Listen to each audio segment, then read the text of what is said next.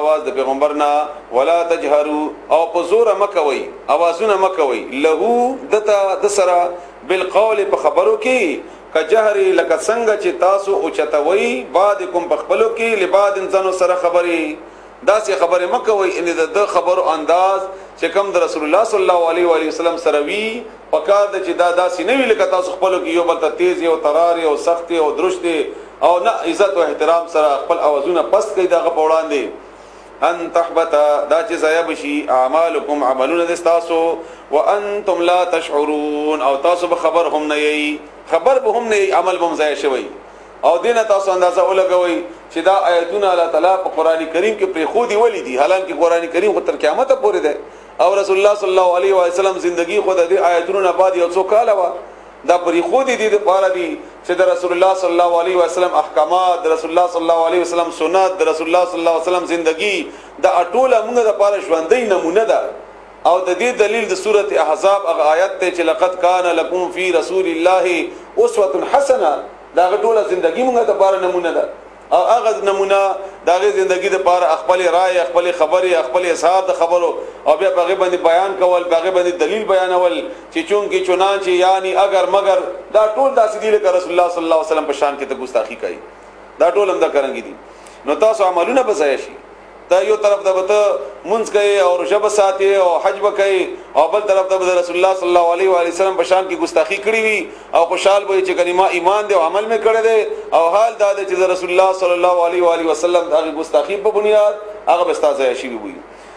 بیا الله تعالی فرمایي ان الذين بشغاغ کسان یغضون چاغیخ کتا ساتي پس ساتي اصواتهم اوازن خپل عند رسول الله پوڑان دي رسول الله صلی الله علیه و آله وسلم اولئک هم دغه خلق الذين کسان دي امتحن الله چې آزمائش کړی دي الله تعالی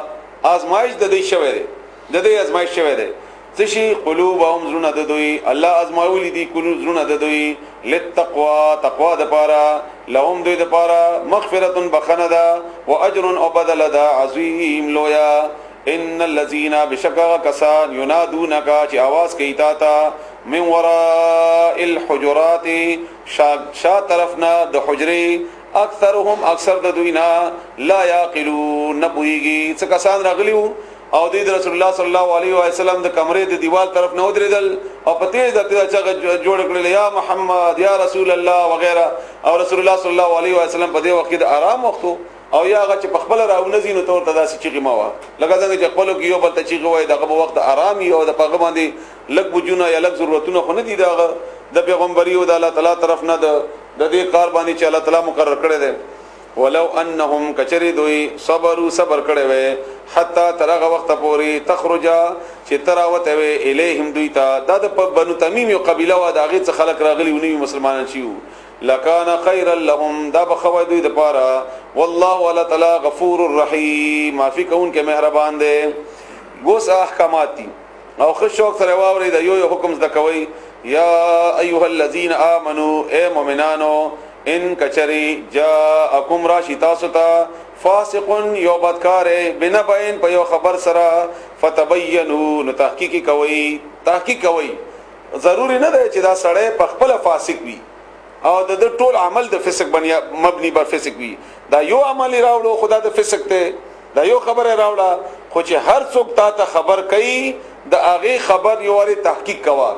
تصدیق کوا او دا زمونږ په قومي معاملاتو کې مونږ دغه اصول دي زمونږ انفرادي معاملاتو کې هم دي معاشرتي اصول کې هم دي کچېره د دې اصول مونږ په خپل کې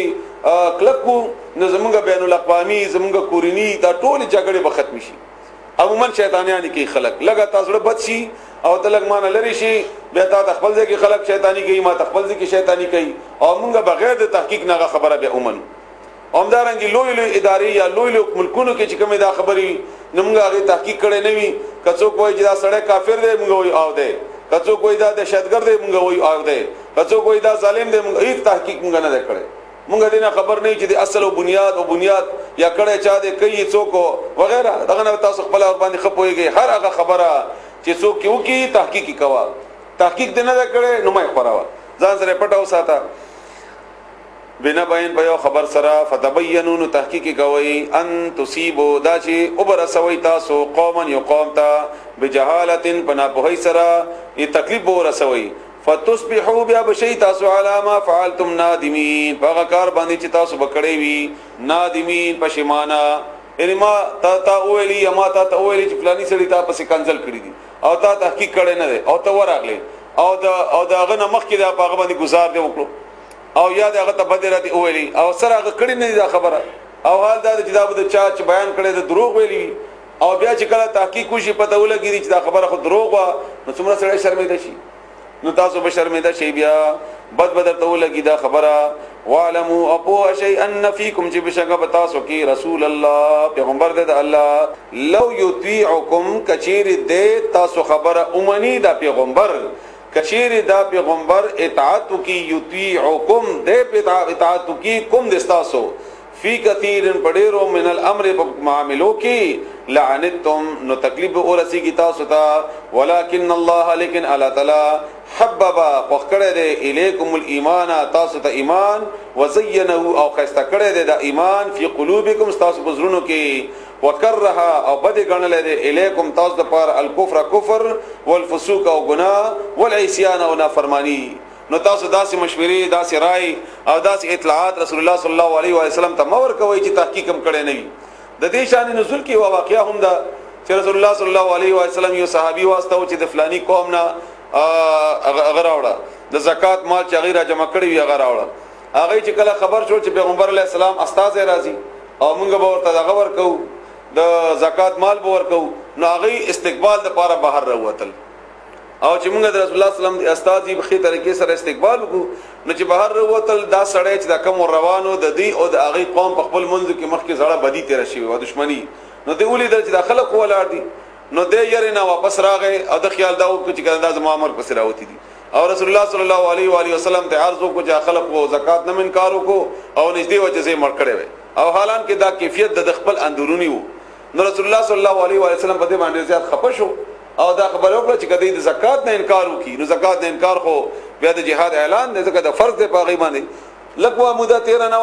چې خلک مدینه ته بخپل راغلل او زکات راوړل او ته یا رسول الله مونږ راوتل چې مونږ استقبال وکړو د پخې طریقې سره زکات ورکو او دې مونږ نو یاري دوه راو تخته نو الله فرمایي چې کستاسو دا خبره پیغمبر علی السلام منلی وي څومره تکلیف تاسو ته ملاو شوی نه دی وای نه تحقیق کوي دا خبره مخکې رسوي فضل من الله دا فضل د الله تعالی طرفنا